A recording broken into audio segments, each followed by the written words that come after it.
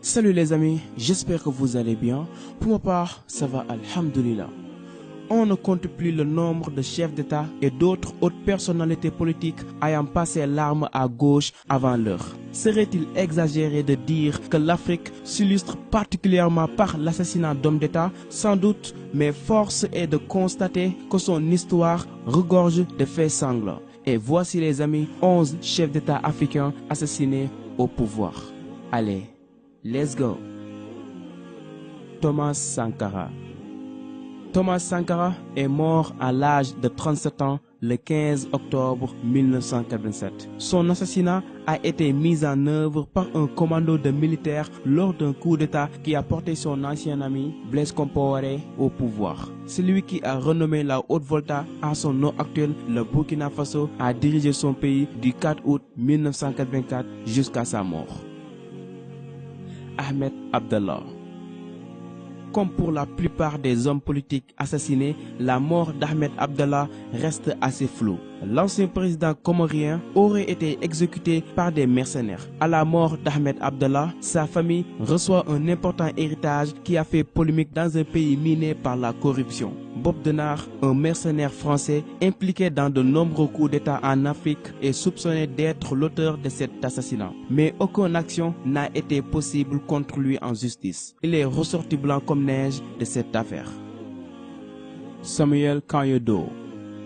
Premier autochtone à devenir président du Libéria, Samuel Doe a été pendant longtemps la cible de nombreux coups d'État. Il meurt sous la torture dans d'affreuses circonstances suite à sa capture par les rebelles de Prince Yormi Jackson. Sur une vidéo largement diffusée en Afrique, on voit Prince Yormi Jackson buvant une bière tandis que l'on arrache une oreille à Samuel Doe.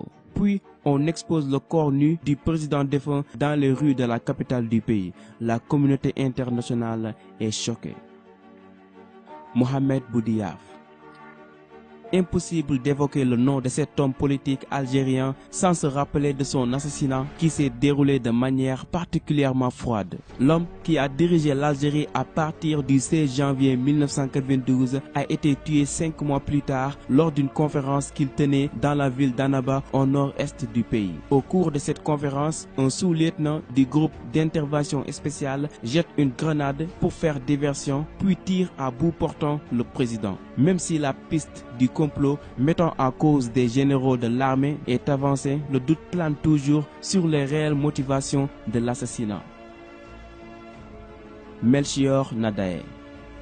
Melchior Ndadaye, premier président démocratiquement élu au Burundi, est assassiné le 21 octobre 1993 au cours d'une nuit fatidique où de nombreuses autres personnalités politiques sont assassinées. Le pays plonge alors dans une spirale de violence interethnique qui feront des centaines de milliers de morts. Cyprien Taryamira. Victime de l'attentat perpétré contre l'avion du président rwandais Juvenal Habyarimana dans lequel il se trouvait, Cyprien a été président du Burundi pendant seulement 2 mois. Il était le deuxième Hutu à prendre la tête de son pays depuis l'indépendance du pays en 1962. Le premier président Hutu était son prédécesseur Melchior Ndadaye, également assassiné au pouvoir. Juvenal Habyarimana. Le troisième président du Rwanda, Juvenal, meurt le 6 avril 1994, date que beaucoup de gens considèrent comme le point de départ du génocide rwandais. Son avion est abattu en plein vol par un tir de missile sol-air. Présent dans cet avion, de hauts cadres de la République ainsi que le président burundais Cyprien Taryamira meurent avec lui. Ce jour restera gravé dans la mémoire du peuple rwandais. Ibrahim Baré Mainesara. C'est par un coup d'État, le 9 avril 1999, qu'Ibrahim Baré est évincé de la présidence du Niger et assassiné. C'est l'œuvre des membres de sa garde présidentielle sous la houlette du chef de bataillon Daouda Malam Wanké. Militaire de formation, Ibrahim Baré Mainesara a été président du Niger de 1996 à 1999. Suite à son décès, de nombreux membres de sa famille ont été contraints à l'exil. Laurent Désiré Kabila. C'est dans la journée du 16 janvier 2001 que Laurent Désiré Kabila, président de la République démocratique du Congo, est abattu dans son bureau dans des circonstances non élucidées à ce jour. Tout porte à croire qu'il est assassiné par l'un de ses gardes du corps, un ex-enfant soldat du nom de Rachidi Mizele. Lui-même sera tué quelques instants plus tard, tandis que son principal complice, qui l'attendait dans un véhicule garé à l'extérieur du palais présidentiel, réussit à s'enfuir.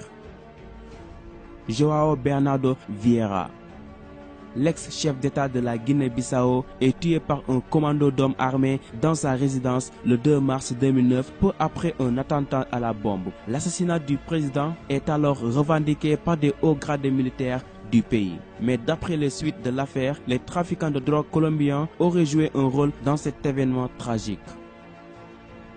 Muammar Kadhafi.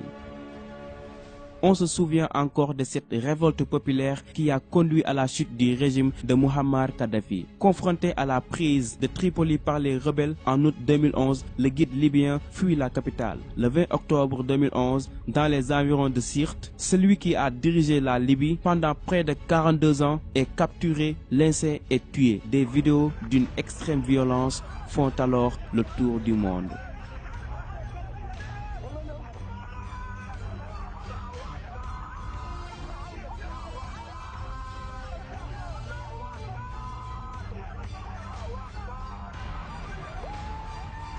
Allez les amis, c'est tout pour aujourd'hui. J'espère que cette vidéo vous a intéressé. Bon, ma question est seulement pourquoi? Pourquoi s'entretuer alors que notre continent vient tout juste de sortir de l'esclavage et colonisation? Au lieu de bâtir un nouveau continent très puissant grâce à ses ressources, ils s'entretuent juste pour le pouvoir afin de satisfaire leurs besoins personnels et pire encore, suivre aveuglement des gens qui nous traitent tout le temps de singes et d'incapables. Vraiment, je trouve tout cela désolant. Aimez la vidéo et partagez-la aussi à vos amis, c'est la récompense, et abonnez-vous pour encore plus et plus de vidéos. Allez, rendez-vous dans ma prochaine vidéo. Ciao!